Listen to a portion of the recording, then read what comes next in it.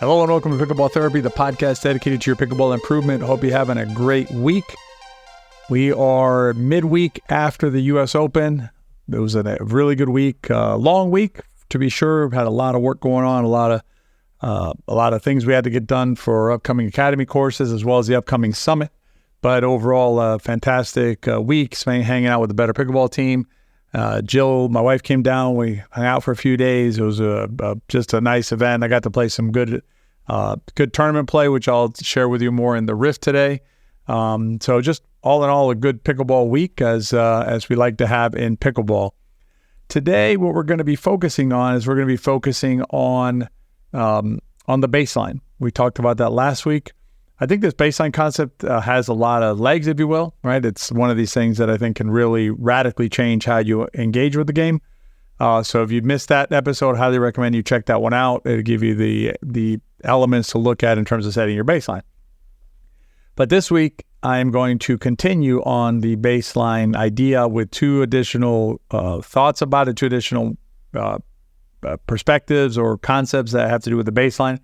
And that arose out of a conversation that I had at the U.S. Open with a friend of mine and a fellow senior professional pickleball player who has agreed to allow me to identify him. So he said he's happy to be transparent about it. I asked him if it was okay to... I mentioned to him I'd like to share the story. I told him there was different ways I could do it. He said it was fine to share his information. So I'm going to tell you who he is. It's part of his journey too. That'll help you also understand that all of us, no matter the level of play, really have, we struggle, right? We're human, just like, at all levels, right? We're all humans and we all have the same kind of things. So we're going to talk about the baseline. In that conversation, I realized that there's a potential trap, if you will, in terms of trying to apply the baseline. So I'm going to share that with you today. And then, as I mentioned in the Riff, I'm going to share with you some more stories from the U.S. Open. As we dive into the podcast, I appreciate everyone who was able to rate and review the podcast more recently. As I mentioned last time, it helps us reach other players. And I wanted to read one of those if I can today, which is from Survivor Number 1. Recently, a fellow pickler turned me onto this podcast, and now it has become an intentional listening activity that I do, especially before I go to do my league play games, my league play. I also re-listen when I feel like I'm hitting a plateau. This is definitely with the time to pause and listen with intentionality. Keep up the great work. Seattle Seashore Pickleball League loves you guys.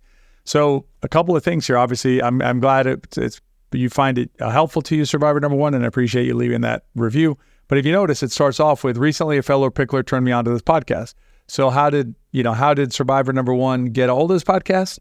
By one of you letting her know about it. And so that's the power of sharing, right? The power of letting others know about the podcast that may, in fact, add something positive to their lives. So if you can, please continue sharing it. One other quick note on this: if you can, there's a way to follow the podcast on your podcast platform. Do so. There's usually a little plus sign or something like that. Again, it just tells the algorithm, hey, this is good stuff. People like it, and it'll show it to other players. So if you can do that, that'd be amazing. And as last time, if you can rate or review it currently, that'd be great as well. All right, let's continue the conversation about the baseline. I'm not going to repeat everything from last time. Again, you can go check out that episode to get the details on setting the baseline. But the basic idea, right, is that when we play, in terms of, when we play and when we evaluate ourselves, right, how do we do? We should be cognizant of this idea that there's a baseline that's appropriate for us. And what we need to do is we need to compare ourselves to that baseline, not to some arbitrary, imaginary, fantasy world, us, to the baseline, to what makes sense for us based on where we are right now, based on the amount of work we put in, et cetera. And so during the U.S. Open, I had the pleasure of speaking with lots of great folks who I've come to become friends with and have great experiences with. And I happened, actually, I'll tell you a funny thing. Side note is I went to the pro tent. This was on Saturday. It might have been Friday. I can't remember. But I went to the pro tent, and I see a friend of mine, Matt Andara, another senior professional pickleball player, who owed me some socks. And so it's a long story, but he had promised me some pink socks, which I really like that he wears. So he gave me a pair of socks. And then while I was in there, I see another friend of mine, Mark Milner. And so I turned to Mark Milner, who's a senior pro player I mentioned earlier, who said it was okay to say his name. And so I turned to Mark, and I see him sitting there, and I'm like, man, it's good to, great to see you. It was great to see him. I played with him, I played against him a few times, and always enjoyed his competition as well as his behavior on court as a gentleman on the court and off the court. And in talking to him, he seemed kind of down, right, about the performance, right? He made, I don't know the exact words, but he said something that made me think, okay, Mark isn't happy with how he performed on this day or during the tournament. And so I said to him, it was on Friday, now I remember because the podcast has just come out. So I said, listen to the podcast that just dropped. It has to do with the baseline, and it'll help you maybe reframe your thinking, right? Like if you have a baseline that's right for you, you're going to feel, okay, how did I perform relative to that baseline? And it'll be great. And so I gave him a little details and whatever. And then during the conversation, Mark said to me, he says, yeah, that sounds really good. I appreciate what you're saying. But, and here's the trap, right? Then he said, I know I can play better. And here's the problem with that, right? It's fine to know that we can do better, right? In a theoretical sense, right? That everybody listening to this podcast, right? You can play as good at pickleball as you want, right? I mean, in theory, right? You just put in a lot of hours, you study the game a lot, you get a good coach, it could be us online, it could be in person, whatever. I mean, you do all these things, right? And you basically, sure, I mean, you can play much, much better pickleball. That is true. But that's a theoretical world again. So what we're doing is we're not, the idea of the baseline is supposed to keep us in reality. It's supposed to ground us in the reality of our situation. And I'll give you one brief example from last time, which is, let's assume that there's just a lot going on in your life, okay? It could be a family situation, it could be a work situation, it could just be financial stress, whatever it is. I mean, any number of things, right? It could be, a friend that you don't get along with anymore that you used to play pickleball with, whatever it is, right?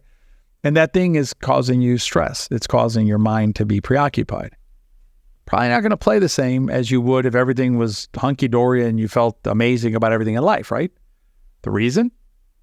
Because you're a human being, right? You're human, and that's how we're wired. That's how we're, built. And so if you set a baseline for yourself, right, based on the reality that you live in, but then in the same breath say, but I know I can do better, you're not really doing the baseline, right?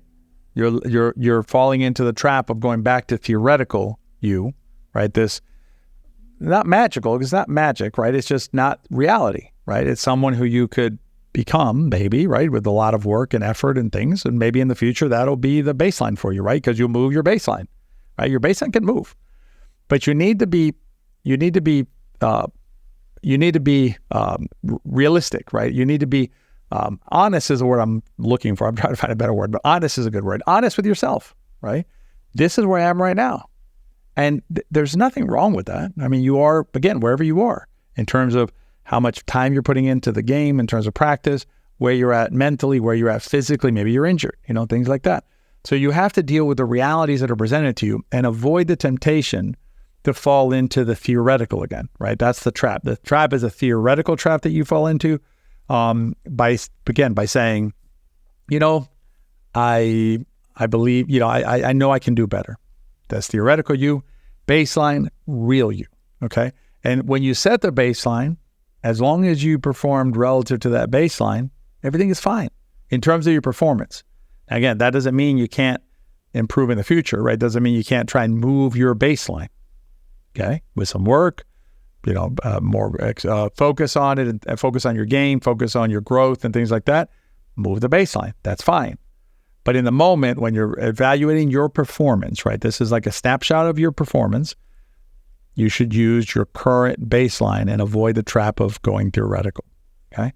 So that is, and the thing about Mark, and myself included, and other pros who I know, we all have the same kind of struggles in terms of our performance, in terms of our, how do we do relative to what we can do? I had a conversation with not a senior pro player, a top pro player at nationals, and it was basically the same conversation I had with Mark, in terms of, I won't say her name because she hasn't given me permission to do so, but I can tell you that she's a top player. I can't tell you, I just ran into her, I started having a conversation with her, and she was very down about the way she played. And she's a top player, top 30 for sure, top 50, 100% sure, top 30 probably when she's on her game. And she was down on herself, right? And so it's the same thing. Why? Because the baseline that she was reaching for is a theoretical baseline in terms of, I know I can play better. Well, not today, right? Because that's not the baseline that applies to you today. So that's how you want to use that baseline. One other baseline concept that became clearer to me during the US Open was, you have to be careful. Another trap, if you will, is you have to use your baseline, not somebody else's baseline. And what happened was on that Friday, I played with Stephanie Lane, and we had a tough first match against my good friend Scott and his partner Cheryl. Tough battle. We were down pretty big in the first game. We were able to pull that one out and then win the second game, reasonably well. But I mean, basically, it was a tough battle. It was a good match. And we run into our second match. We run into a buzzsaw. So we had to play David Weinbach, the Badger, and Chris Carges, who ended up with silver or gold. I can't remember. It might have been gold. I think it was gold. Chris, I'm sorry if I forgot, but I think it's gold. But anyway, they ended up doing very well. They ended up running deep and doing great in the tournament. And actually, I take that back. They got bronze. My bad. They got bronze. Still very good. Because Unseen's at Whitwell ended up with gold, as I recall. Maybe they ended up with silver or bronze. But the point is, they played really well in the tournament, and they were a tough team. So here's the takeaway, right? When we finish that game, and we look at it objectively, okay? We step back from it, and we look at it objectively. What is my and Stephanie's baseline relative to Chris and Dave's baseline? It's not the same, okay, as a team. In other words, like our ability to compete at a certain level and their ability to compete at a certain level, it's different. If we both play to our baseline, right, we both play perfectly to our baseline, Chris and David are likely going to win most of those matches. That's just objective reality that we have to deal with. Now, can we beat them? Sure. We would have to play out of our minds, way above our baseline, and they would probably have to stumble a little bit. Then we have a chance of beating them. That's how the game is played, right? When you have a baseline difference that is as big as that one potentially, right? Not potentially, is that one in reality. And why? Why is that different? Well, I know that David and Chris work a lot at their game, right? They work hard, and we got to respect that. We have to applaud it, and we have to celebrate it and say, that's great that you guys are doing that. I, on the other hand, spend most of my time doing this. I record podcasts, I'm writing the book, doing the YouTube stuff, and also our internal teaching, our academy work, right? We have a live game study coming up, which I'll mention to you in a second, that you can join us at. But basically, we have all of these things. That's where I spend my time, okay? I don't spend my time out there drilling and playing tournaments and playing, competitive rec matches and things like that to get ready for tournaments. That's my choice. So my baseline, I can't expect my baseline to be the same as Dave and Chris. I should say Stephanie still has a full-time job, right? And so she does a lot of IPTPA certifications to certify other coaches throughout the country. So the point is, it's fine. In other words, just have to deal with reality. Our baseline and their baseline is going to be different. And Stephanie and I had a nice conversation after the Open, or after our day, when we were talking about the day, and we had this conversation. I think it really helped, right? To say, okay, let's look at the relative baselines and say, it's just that's the reality we have to deal with. And I would say, relative to our baseline, I thought that in that match, even though the score wasn't fantastic, we played competitively and we played well relative to our baseline. So watch those two traps. One is the theoretical baseline, and the other one is this comparative baseline, if you will, where I'm comparing myself to somebody else, and you'll better be able to use the baseline.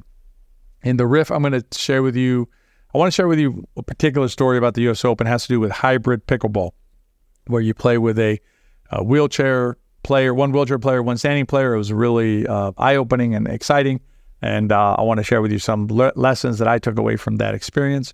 Before I do that, I wanted to let you know that we do have a live game study coming up this week. So the week after you're hearing this, it's May 1st, May 8th, and May 13th, I think are the dates. Anyway, you'll see the dates when you go to the website. I'll put a link down below and you can check those out. This is we don't do these that often just because of time commitments, but it's basically I'm coming into a room, Zoom room with you. We're going to put up a match, and I'm going to start the match, and I'm going to tell you what is going on during the match. We'll talk about mechanical areas that are good and could be better. We're going to talk about strategic areas the same way. We'll find some nuggets that are like, this is really awesome. We'll find some stuff that, okay, this could have been done better, and here's why. If you have questions, you get to ask me the questions. It's a lot of fun. If you like pickleball and you want to grow your game studies are an amazing way to do that. So join us for that class. You can join us for 1 session, 2 sessions, or if you want, you can join us for all 3. And then you get the most out of the process. So, all right, let's jump into, let's jump into the Riff, and I'll tell you about what happened during the U.S. Open in the hybrid division. I had the pleasure of playing with Ken Dumont. I got to meet him briefly at last year's U.S. Open. Stephanie Lane, who's part of our Better Pickleball team and helping us with some coaching programs that we have going on, has known him virtually her whole life, like 40 years. Anyway, so what happened was this year he had a partner lined up for the Open for the hybrid. His partner wasn't able to make it, so he talked to Stephanie. Stephanie suggested that he reach out to me, and I was more than happy to do it. And I'm really so happy that I agreed to do it. Just to give you context, about 4 years ago, 5 years ago, actually, in 2019, I had been at the Open early, and they had a wheelchair exhibition match. Ken wasn't there at the time because Ken's been playing for about 2 years, but there were 4 gentlemen playing, 2 from Canada, 2 from the U.S., and I was just fascinated with the sport and the strategy that went into it, and just watching those gentlemen out there competing. And so I asked Jean-Francois and Philippe, who are the 2 gentlemen from Canada, after they were playing, if they would do some videos with me for YouTube to show wheelchair pickleballers how to play pickleball. So we shot some videos. They're still on the YouTube channel on Into Pickle. And so I've had an interest in wheelchair pickleball. Sometimes we're just para pickleball, but I think the current terminology is more wheelchair pickleball. So in terms of wheelchair pickleball and its growth, because it's just a beautiful way for players out there to be able to engage with the sport. And so anyway, so I get there on Saturday. We're going to play the hybrid. We had practiced a few times, and I had gotten some ideas on the strategy. And I believe we won our first 2 matches. Then we got knocked out by the gold medalist, and then ended up losing to the 4th place team in the back draw in the semis. So we got to both semis. We got knocked out both times, and so we ended up, I think, in 5th place. But the experience that I want to share with you is, what I really enjoyed about it was a little different than other U.S. Open brackets that I played in, because all the matches are played on the same courts. So we go back to the courts 54 through 59, something like that, and we play on those courts. So we're all together for the duration, which I think is awesome.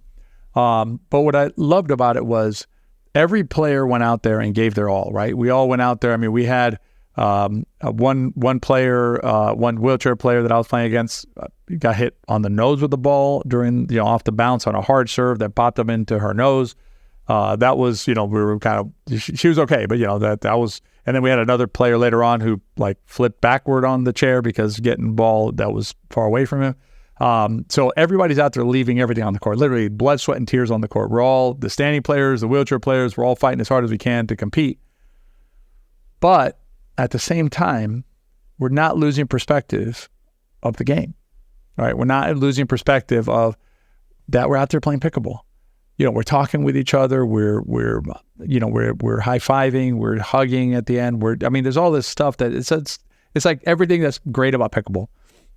Awesome competition, just battling out there, just like I said, just giving everything, right? While at the same time enjoying the camaraderie, enjoying the spirit of pickleball, that I think, sometimes, it gets lost a little bit. We've been playing, a lot of us have been playing for many years now, cliques form, things like that. And okay, some of that's okay. That's fine to play with your friends and things like that. But at the end of the day, let's not forget the bigger picture of pickleball, and I'll issue this little challenge for you here. We've talked about it in prior episodes. When you're thinking about who to invite to play pickleball, right? Whose hand to put the paddle in. Don't overlook friends of yours, relatives, acquaintances, things like that, who may be in a wheelchair or may have a physical disability. In fact, Ken, my U.S. Open partner, got introduced to the court got introduced to the game by Stephanie, our mutual friend. She, a few years back, just put a paddle in his hand one day and said, "Let's go hit some balls." And I believe the story was he played for 3 hours. And it was hooked. And ever since then, it's become a really big part of his life. It's a big part of his life. It is not trivial activity for him. And so, again, when you think about the sport and you think about, is there someone in my life who I could share this with? Broaden the scope of who you might share it with, including folks who are in wheelchairs. So, all right, that's this week's podcast. I hope you enjoyed it. Again, if you want to do a game study, it's an awesome opportunity. These are live. There's no replays. You just come in and we talk pickleball. It's an amazing experience. And I look forward to seeing some of you all at the live game study. Again, I'll put a link down below. If I don't see you there, no problems. We will see you next week at our regularly scheduled podcast of Pickleball Therapy. Rate and review it. Share it with your friends as always. If you enjoyed the podcast, they probably will too. I hope you have a great week, and I'll see you next time.